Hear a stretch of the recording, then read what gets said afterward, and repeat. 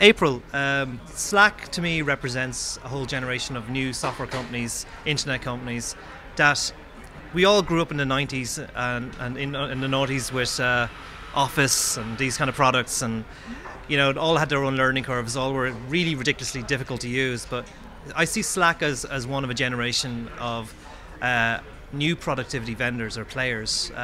Is that a proper summing up of it? Yeah, I mean, I would definitely say that we are approaching building software for teams at work in a different way. We are starting with thinking about the user on the other end of that, on the other side of the monitor, and trying to build an experience that is both useful and helps them be productive, and so far, good signs that we're doing that, but also that's pleasant to use and that maybe makes work a little more fun as well. And so I do think that we're approaching it differently, but I don't think we're alone in that. I actually would say that there's a whole ecosystem of companies ranging from very, very small nascent startups to larger companies as well, like Trello, with whom I was currently on stage on a panel, who are tackling all sorts of different problems for teams at work. And the diversity of applications out there for teams to pick and choose the exact amalgamation of software tools they want to use at work has never been more diverse and more rich than it is right now, which presents the opportunity for Slack to be a platform to actually tie all of those tools back together. That makes sense, because I met Michael Pryor last night, and we were talking about integration and the need. And one of the things he was doing was bringing things like Google Docs into the fold on their platform. So, in a world where Slack is the thing that binds them all, do you see yourselves as more of a kind of a workspace as well as a messaging tool?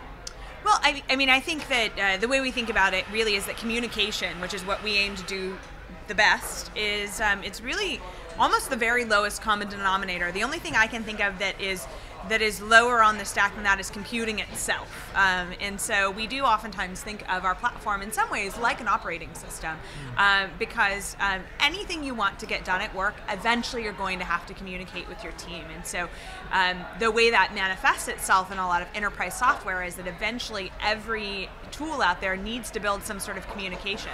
And we think we do it pretty well. We get good feedback from our users.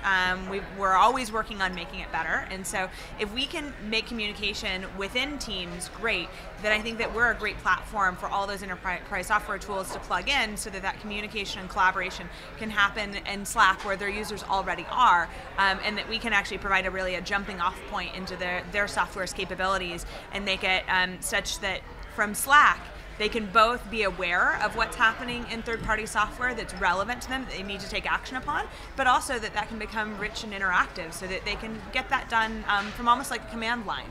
So it's interesting the way that we're almost like sort of going back to some software models that were more common, 20, 30 years ago, but it turns out they're very efficient. That's the interesting thing. I mean, I mentioned there to you DevOps, but the story of Slack, I read the backstory, and it was kind of like something that was born out of necessity. It was a different company was using it as a way of keeping themselves organized and talking. And in terms of I also know you were involved in developing things like the Twitter button and the tweet button, and also when I was in San Francisco recently, I couldn't get over how many people were using Slack. So do you see this becoming a de facto ever-present thing? Or do you see Slack being ever-present in the form of maybe a Slack button that may sit on web pages too? Well, we already have one.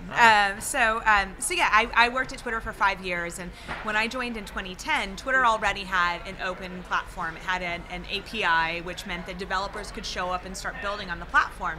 But one of the most common things, which is just that a website with content wanted to make it easy for their content to be shared into the Twitter network, was actually fairly hard. I think at the time we estimated it took about 1,000 lines of code just to be able to build something like that. And so we built a purpose-built integration. We built the tweet button, which was this product that was specifically for web publishers that made it really, really easy in just a few lines of code for them to be able to not just drive the distribution of their content, but actually help build up their following.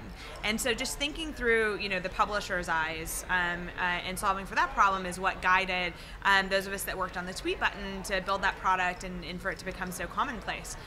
So we're actually taking an approach with Slack that's not so different from a developer standpoint, which is that similarly, lots of third-party applications want to push notifications to users. They already do it in email, they do it via SMS, and it's such a suboptimal experience, because if you get an email notification that tells you that something is broken, perhaps you're a developer and the code is broken, you receive that notification and you have no idea who else received the email.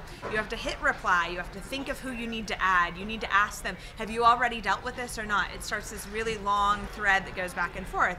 Instead, if those notifications can just be pushed into Slack, then suddenly it's like somebody walking into this room right now and saying, the code is broken. We would all know that the code was broken, and then we can decide as a group what we want to do about it.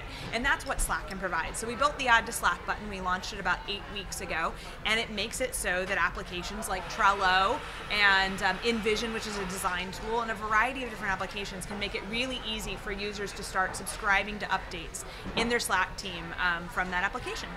And in terms of like your career, I mean, you're a technical person.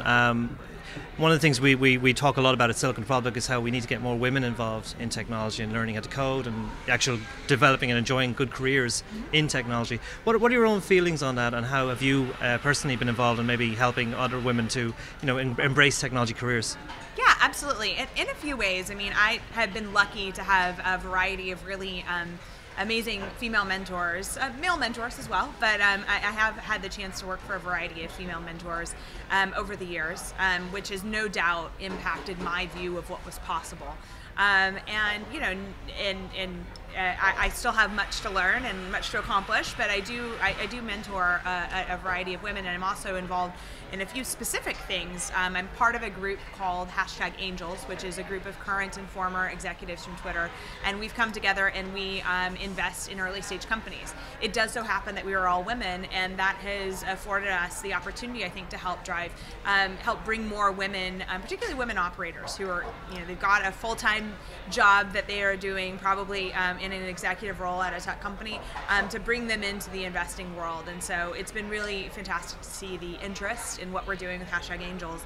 And one of those companies that I've backed, actually a little more than half of the companies that I've backed actually have female founders. So I don't exclusively back female founders, but where I see those great female founders, I definitely am very keen to back them. And one of those companies, JewelBots, is here today. And so paying it forward, she's actually working on technology that is around programmable bracelets that are targeted towards teenage girls.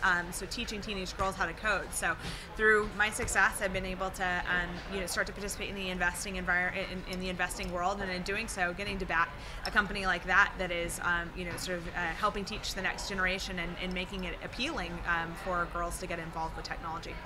April, thank you very much.